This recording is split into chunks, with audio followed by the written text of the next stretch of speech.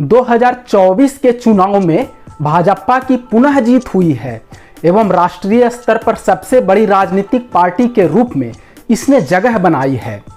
भाजपा का यह रिकॉर्ड पिछले 3 चुनावों से बरकरार है। राजनीतिक मुकाबले में अन्य पार्टियों के बनिस्पत इसकी सर्वाधिक जीत है। इस जीत के साथ साथ यह प्रश्न उठता है कि क्यों आखिर भाजपा चुनावों में लगातार जीत रही है।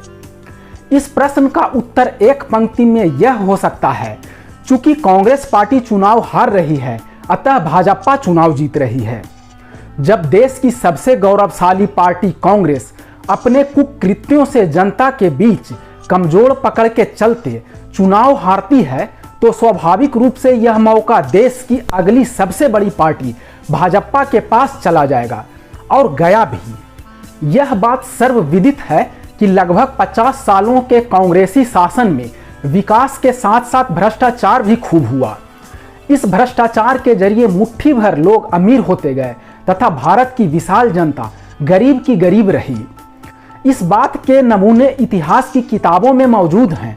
जनता को शिक्षा, रोजगार, बिजली, पानी, सड़क, चिकित्सा आदि का मोहताज कर दिया गया।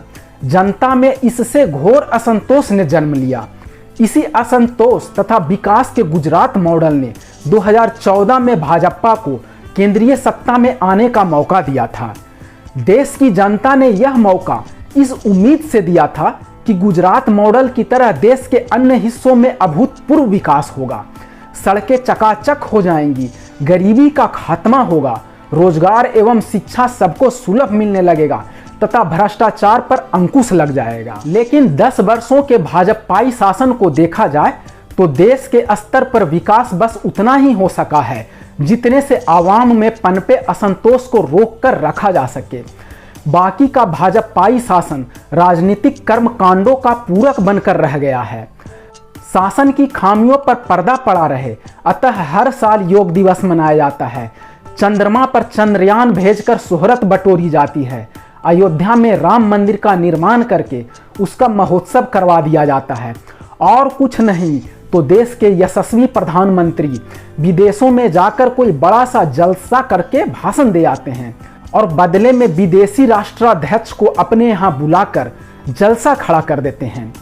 कौन पूछेगा कि इन कर्मकांडों पर कितना पैसा बहाया गया तथा गरीब जनता के जीवन पर क्या परिवर्तन आया। सिवाय देशभक्ति में डूबकर कुछ देर तालियां पीटने के और अपना सीना फुलाने के।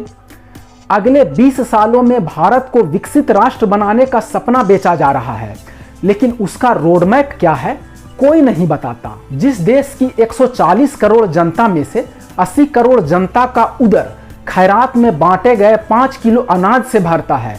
दरिद्रता की मार से राहत दिलाने के लिए गैस सिलेंडर तक पर सब्सिडी देनी पड़ती है। उस देश के लोगों का योग दिवस, चंद्रयान, राम मंदिर का जलसा खड़ा करने से क्या भला होगा।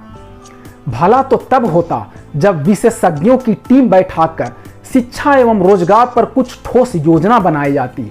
10 वर्षों का एक रोड मैप जनता के सम्मुख रखा जाता कि इस योजना के जरिए अगले 10 वर्षों में बेरोजगारों को रोजगार संपन्न तथा अशिक्षितों को शिक्षा संपन्न करके दिखाया जाएगा। पर ऐसा करने का तेवर जिस तरह से कांग्रेस में खत्म हो गया था उसी तरह से भाजपा में भी नहीं दिखता। परंतु संतोष की बात इतनी है कि भारत की विशाल जनता मूढ़ नहीं है।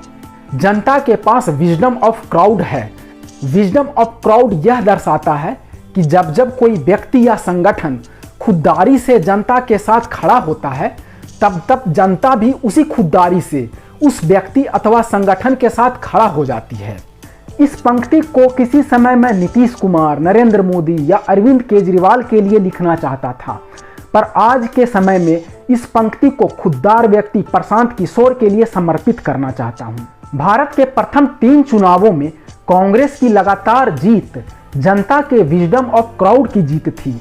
उस वक्त आवाम को लगा जिस कांग्रेस ने भारत को बेशकीमती आज़ादी दिलाई है वही कांग्रेस उसकी दरिद्रता से भी आज़ादी दिला देगी।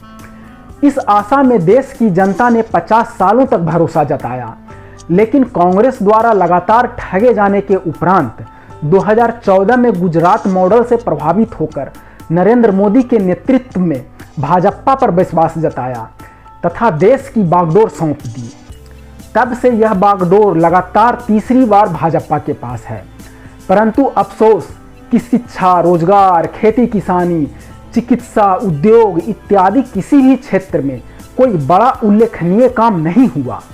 इतिहास बताता है कि जब जब जनता का विश्वास हिलता है, जनता भी तब तब बड़े निर्णय लेती है एवं सत्ता के शीर्ष पर आसीन व्यक्ति या विचारधारा की हवा निकाल देती है। जनता ऐसे निर्णय लेने में सिद्धहस्त है। चूंकि जनता जनार्दन होती है, जनता भगवान होती है, इसलिए हर कृत्य कुकृत्य को धीरज धरकर देखती है एवं समय आने पर अनुकूल निर्णय लेती है।